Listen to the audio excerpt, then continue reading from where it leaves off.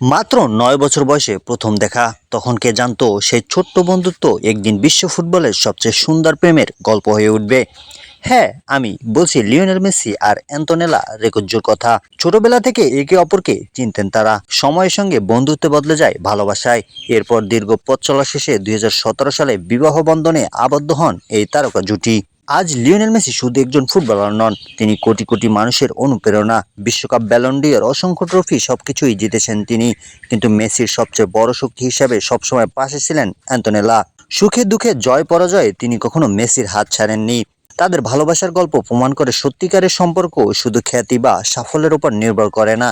বিশ্বাস, শ্রদ্ধা আর দীর্ঘদিনের বন্ধনই একটি সম্পর্ককে সুন্দর করে তোলে। তাই আজও বিশ্বের কোটি ভক্তের কাছে মেসি ও অ্যান্তোনেলা শুধু একটি দম্পতি নন, তারা সত্যিকারের ভালোবাসার প্রতীক।